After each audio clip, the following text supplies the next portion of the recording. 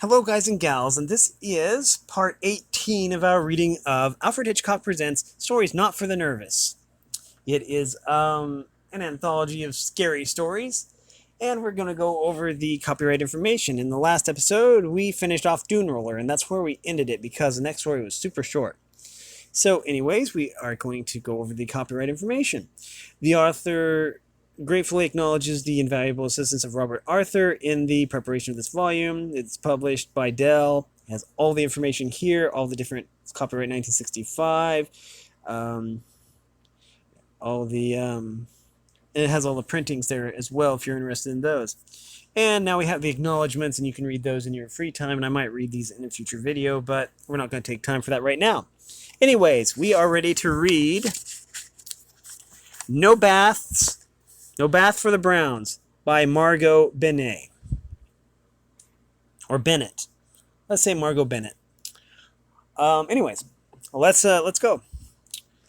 Before the real estate agent had time to shut his eyes and stick a pin into the waiting list, he found he had rented the house to Mrs. Brown. She took it, unseen, on a 10-year lease, and on her way back to the basement room she and her husband now lived in, she dropped £1 in a pavement artist's hat.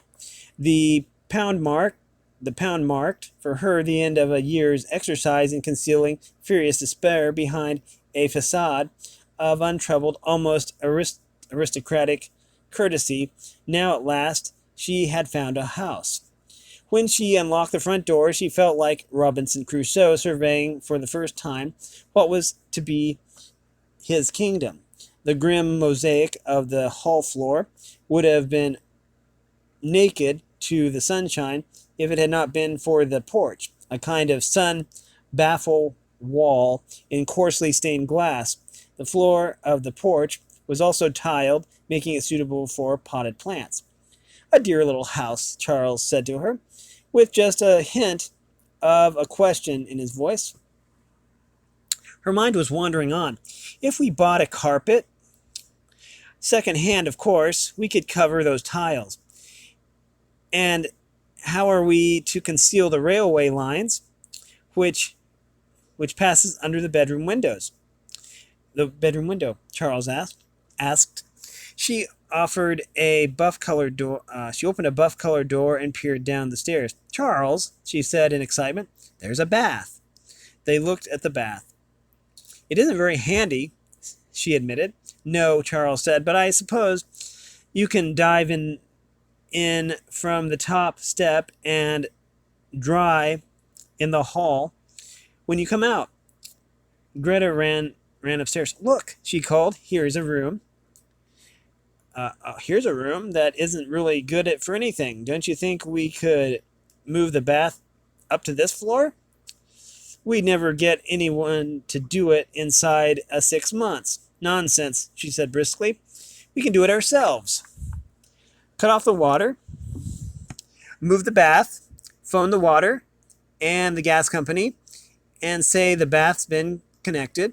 Then we'd be priority. We can do it with ropes. I begin to see why this house was.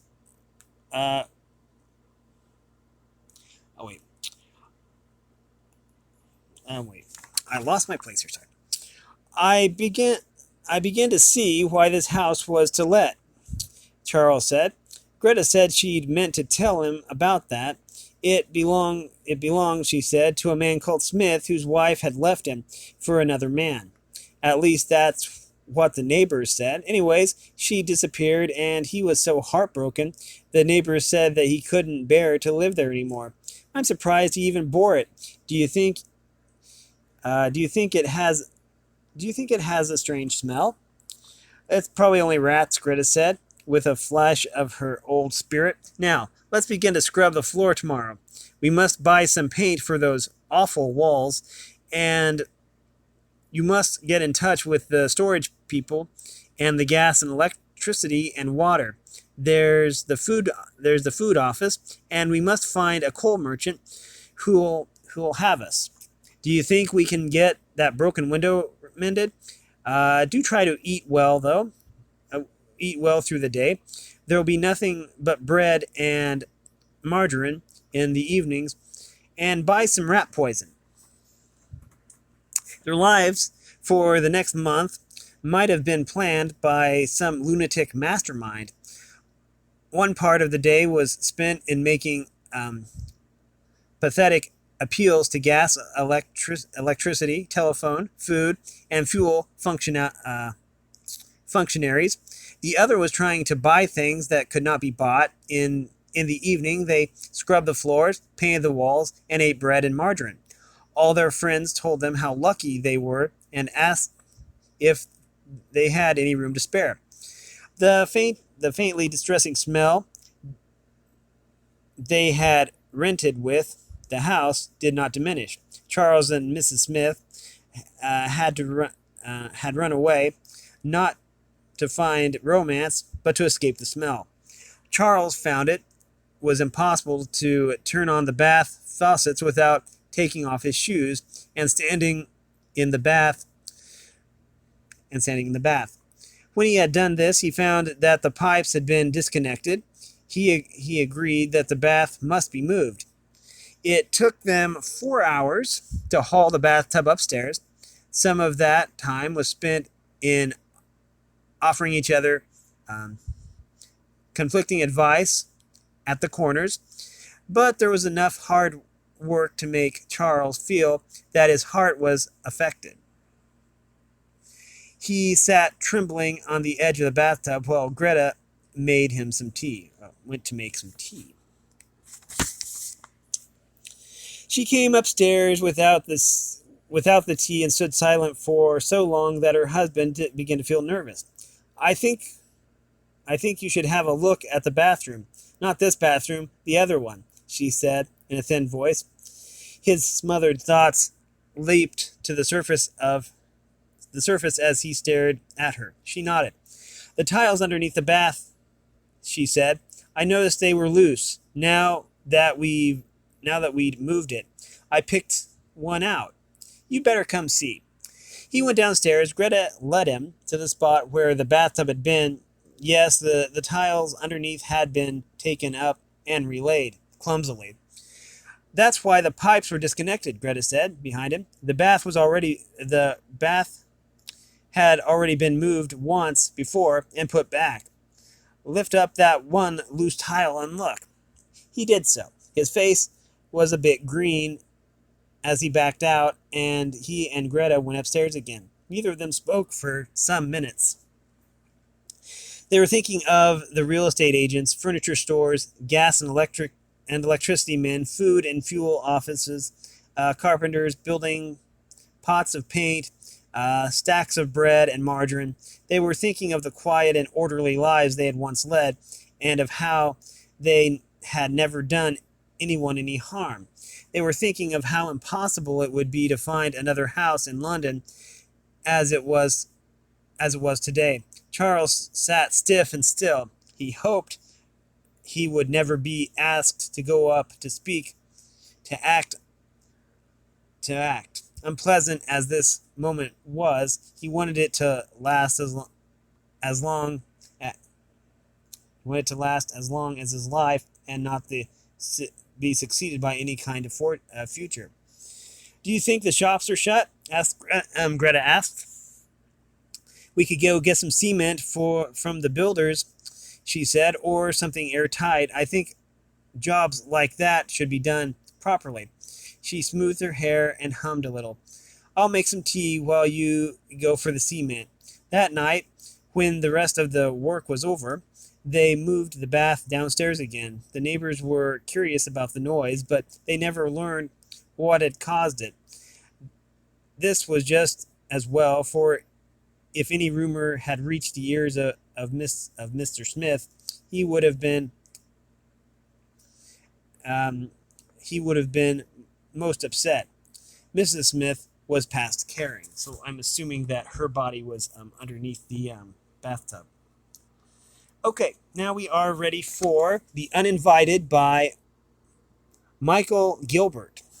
Okay, let's get this underway. Okay, let's see how this starts. Mr. Calder was silent, solitary, and generous with everything from a basket of cherries or mushrooms to efficient first aid to a child who had tumbled. The children liked him, but their admiration was reserved for his dog. The great, solemn, sagacious Rasselas was a deerhound. He had been born in the sunlight. His coat was the color of dry sherry. His nose was dark black, was blue black rather, and his eyes shone like worked amber. For the from the neat tufts at his heels to the top of his dome-shaped head, there was a royalty about him. He had lived in courts and consorted on his own terms with other princes. Mr. Calder's cottage stood at the top of a fold in the Kentish Downs. The road curled up to it from Lamperdown in the valley. First it climbed slowly between woods, then forked sharply left and rose steeply, coming out onto the plateau, rounded and clear as a bald pate. The road served only the cottage and stopped in front of its gate. Beyond the house, there were paths which led through the home fields and into the woods beyond. Woods full of primrose, bluebells, peasant's egg, chestnuts, hollow trees, and ghosts. The woods did not belong to Mr. Calder. They belonged, in theory, to a syndicate of businessmen from the Medway towns. Medway, who came at the week ends in autumn and winter to kill birds. When the sound of their shooting breaks announced their arrival. Mr. Calder would call Restless indoors. At all times, the great dog roamed freely in the garden and in the 3 open fields which formed Mr. Calder's domain, but he never went out of sight of the house, nor beyond the sound of his master's voice. The children said that the dog talked to the man, and this was probably not far from the truth, because before Mr. Calder came, the cottage had been inhabited by a bad-tempered ghost, maybe? Oaf, who had looked on himself as custodian for the Medway sportsmen, and had chased and harried the children, who in their turn had become adept at avoiding him. When Mr. Calder first came, they had spent a little time in trying him before finding him harmless, nor had it taken them long to find out something else. No one could cross the plateau unobserved. Small though he may be, and quietly though he might move, a pair of sensitive ears would have heard, a pair of amber eyes would have seen, and Rasselas would pad in at the open door and look inquisitively at Mr. Calder, who would say, "Yes, it's the Lightfoot boys and their sister. I saw them too." And Rasselas would stalk out and lie down again in his favorite daybed on the sheltered side of the woodpile. Apart from the children, visitors to the cottage were a rarity. The postman wheeled his bicycle up the hill once a day. Delivery vans appeared at their appointed times. The fish man on Tuesdays, the grocer on Thursdays, and the butcher on Fridays. In the summer, occasionally hikers wandered past, unaware that their approach, their passing, and their withdrawal had all been reported to the owner of the cottage. Mr. Calder's only regular visitor was Mr.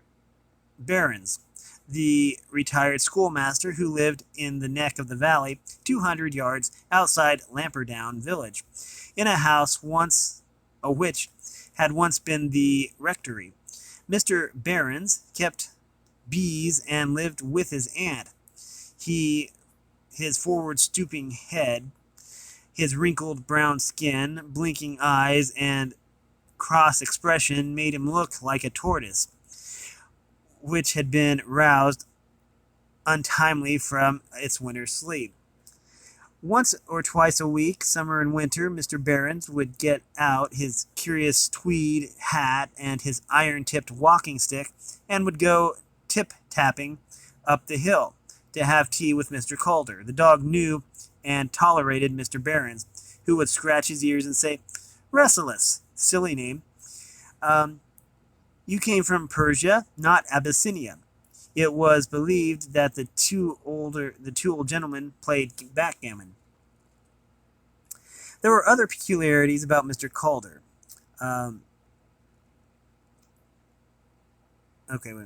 There were other peculiarities about Mr. Calder's menage, which were not quite so very apparent to the casual onlooker.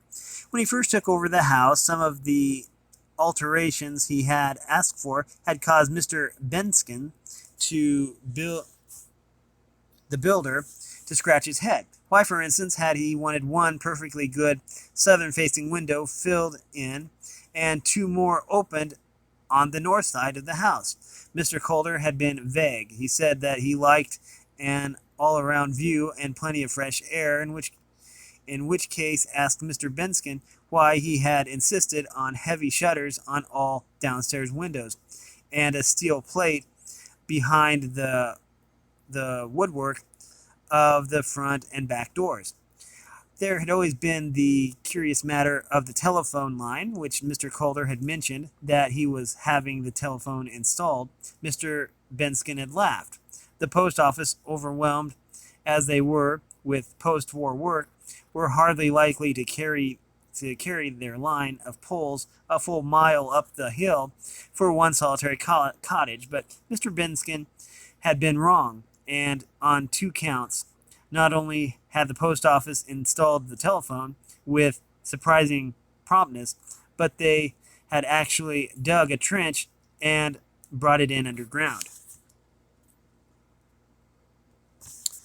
When this was reported to him, Mr. Benskin had told the public ear of the Golden Lion that he had always known there was something odd about Mr. Calder.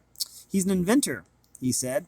"To my mind, there's no doubt that's what he is, an inventor.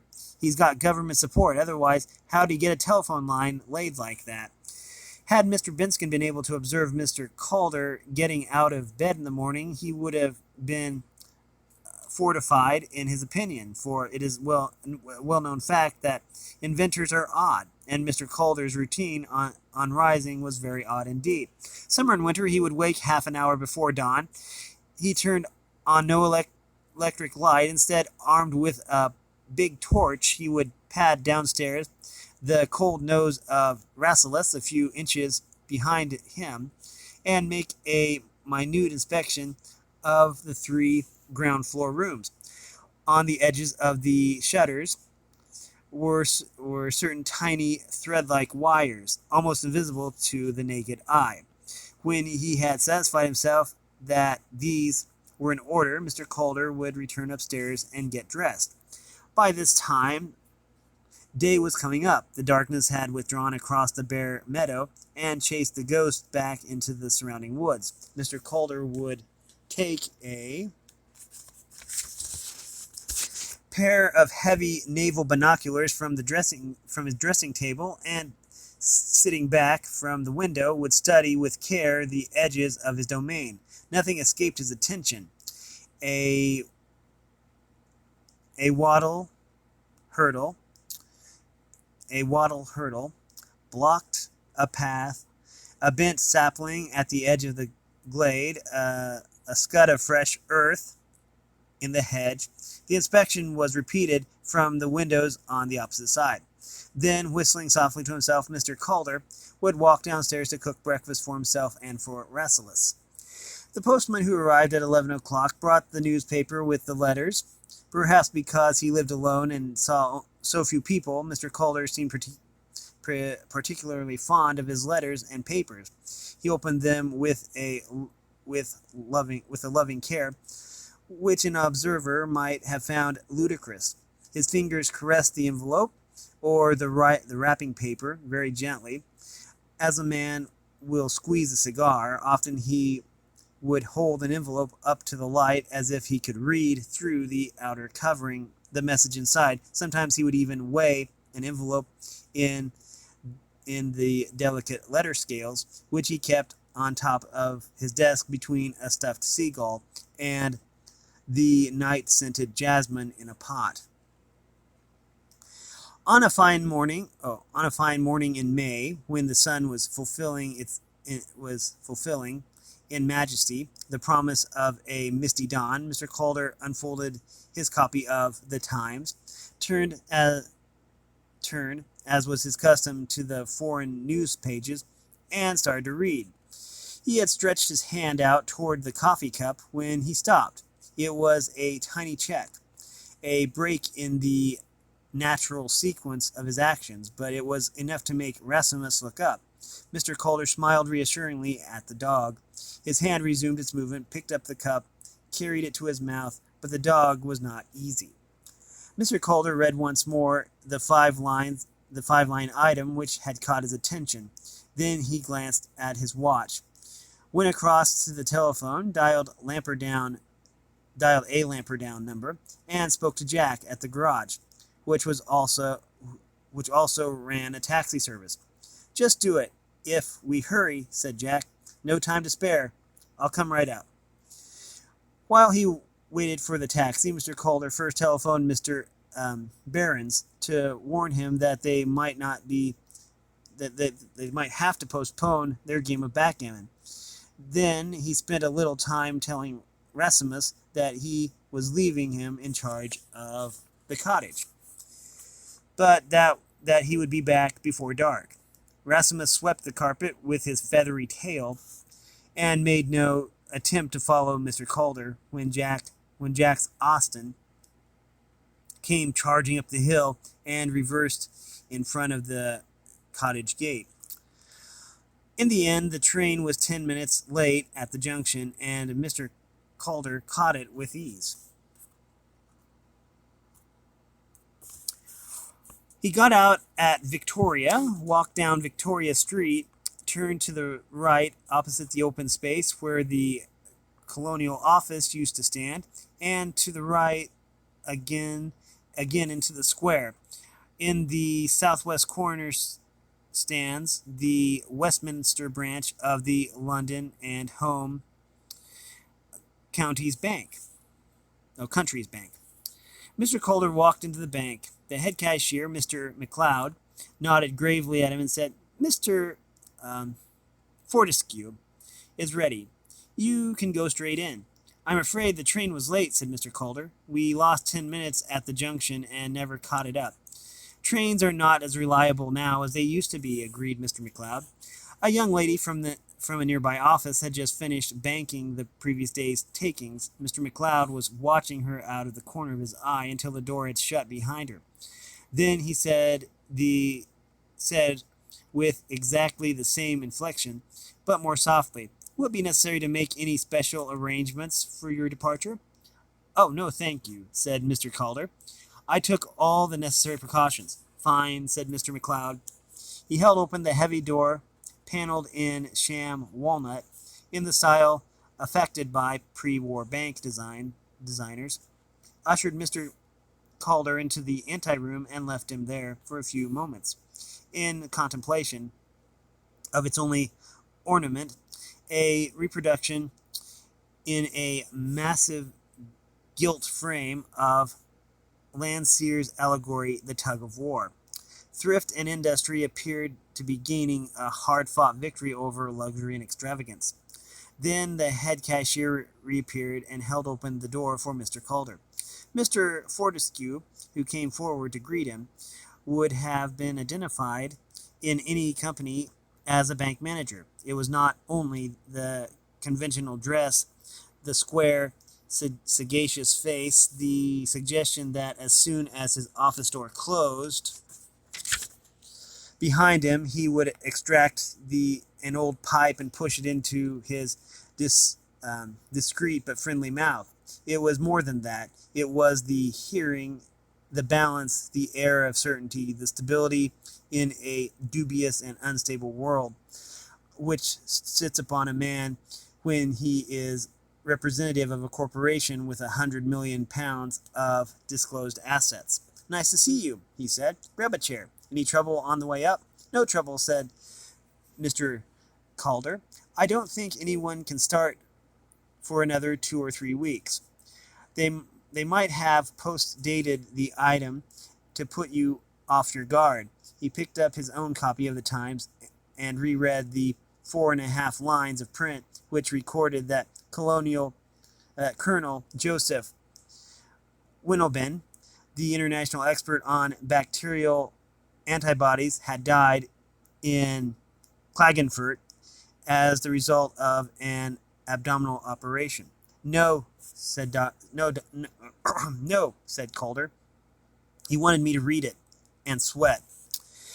It would be the established procedure to organize his own death before setting on a serious mission, Mr. Fortescue agreed. He picked up a heavy paper knife and tapped thoughtfully with it on the desk. "But it could be true this time. Winnelben must be nearly 60. "He's coming," said Mr. Calder. "I can feel it in my bones. It may even be true that he's ill. If he was dying, he'd like to take me along with him." "What makes you so sure?" "I tortured him," said Mr. Calder, "and broke him. He never forgot."